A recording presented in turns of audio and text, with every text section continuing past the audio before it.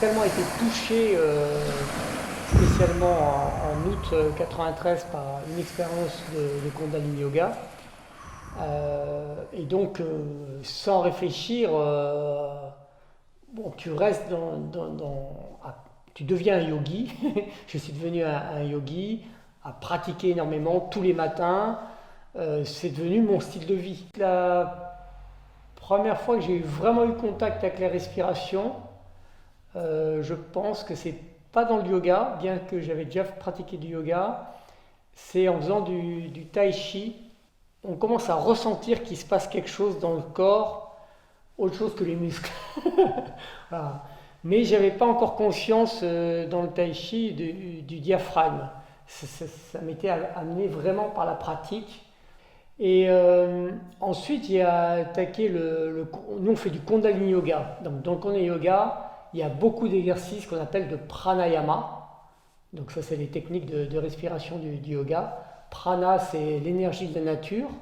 Et par la respiration, vous prenez du prana dans votre corps et c'est ce qui vous nourrit. Voilà. Donc, alors, en Kundalini Yoga, il y a beaucoup de respirations qui sont très très rapides, hein, comme la respiration du feu. Donc là, je respire uniquement par le nez. Au début, j'ai enseigné le Kundalini Yoga, toutes ces techniques de respiration, de pranayama qui sont assez rapides. Parce qu'en Kundalini Yoga, en fait, le but, c'est d'activer l'énergie Kundalini qui est au bas du coccyx. Kundal, ça veut dire boucle.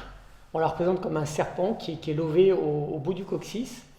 Et cette énergie Kundalini doit remonter le long de la colonne vertébrale pour ressortir par la tête. Donc ça, c'est une expérience qui est très très rare, mais on peut quand même activer un peu l'énergie Kundalini par un cours de yoga du soir. Et donc, pour cette technique, on utilise beaucoup d'exercices de respiration, de pranayama. On amène beaucoup de prana au centre du nombril. Voilà. Et ensuite, avec une technique de bandha, de fermeture, on arrive à faire un mélange explosif qui fait que l'énergie Kundalini monte et ça ouvre tout un nouveau champ de conscience dans la personne. Les gens, ils connaissent le Hatha Yoga. Alors en Hatha Yoga, typiquement, c'est avec des postures, ce qu'on appelle des asanas, où vous allez tester les limites de votre corps physique. Donc là, j'essaye de toucher mon pied, j'y arrive pas, voilà, parce que je ne suis pas assez souple. Et je vais essayer comme ça, une fois, deux fois, et grâce à un lâcher prise, petit à petit, je vais arriver à toucher mon pied, voilà. Et ça, ce lâcher prise, il va se faire forcément à travers la respiration, voilà. Si on n'est pas connecté à sa respiration, s'il y a un blocage, eh bien on ne peut pas lâcher prise, voilà. Après quand même pas mal d'années de Kundalini Yoga, quand des gens sont venus me voir spontanément et qui étaient vraiment dans le mal-être, ben là je les ai allongés sur le tapis et je leur ai demandé simplement de respirer par le ventre. La technique de relaxation classique. Donc la respiration, c'est un mouvement continuel qui permet de traverser avec grâce une contrainte physique très forte.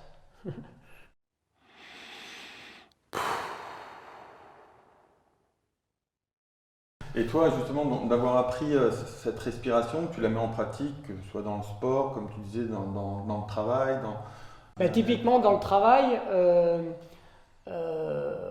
chaque jour à midi dans mon entreprise, j'ai mis en place le yoga. Bon, les gens vont s'arrêter pour manger. Et ce qui est très important, c'est qu'ils n'aillent pas manger leurs émotions. On ne fait pas longtemps, hein. On fait de midi à midi 20, midi 20, midi 30, 20 minutes simplement de respiration consciente, des petits exercices. Et c'est juste ce qu'il faut pour que les gens aillent ensuite manger de façon posée et décontractée. Ils ont besoin de moins manger parce qu'ils ont été nourris et au lieu d'engloutir des émotions. Voilà. Alors ça change, hein. Quelquefois on fait des exercices la plupart du temps on fait des exercices pour les épaules parce que les gens sont devant leur ordinateur, donc on fait ces exercices-là. Inspire, je monte les épaules, expire, je les descends. pour enlever toutes les tensions qu'on a accumulées. Ensuite, le deuxième, dans le plan horizontal. Donc j'ouvre la poitrine, j'inspire, je tire les épaules derrière, j'expire. Donc on fait 3 minutes du premier, 3 minutes de l'autre. Ensuite, on tourne la tête, on inspire à gauche, on expire à droite, tout doucement.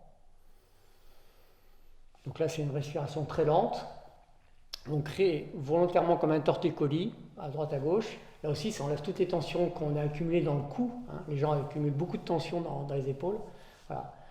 Donc ça, c'est ce qu'on fait. En ce moment, on fait une méditation chantée. On a changé, voilà. Ces jours-ci, on se met comme ça, puis c'est une méditation qu'on chante. Mais c'est à peu près le même effet, parce que pour chanter, vous êtes obligé de vous connecter à votre respiration.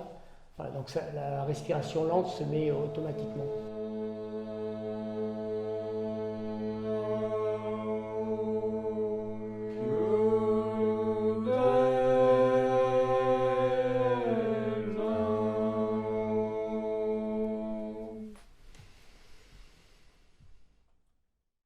Les gens qui pratiquent beaucoup le yoga, ensuite, ils peuvent traverser une contrainte émotionnelle très forte en restant en contact de la respiration. Par exemple, ils se font gueuler hyper fort par leur patron. Au lieu d'être restés comme ça, avec le diaphragme qui remonte, eh bien, ils écoutent gracieusement leur patron gueuler et ça respire toujours, quoi. Et comme ça, il n'y a pas de crispation du mental sur quelque chose. Parce que le mental est tellement fort qu'il bloque la respiration. Quand on a peur, on inspire et on rentre le ventre. C'est le contraire. Quand on inspire, il faut gonfler le ventre pour que le diaphragme puisse descendre. Et donc, les gens sont toujours, au niveau professionnel, en situation émotionnelle, ils sont là devant leur ordinateur.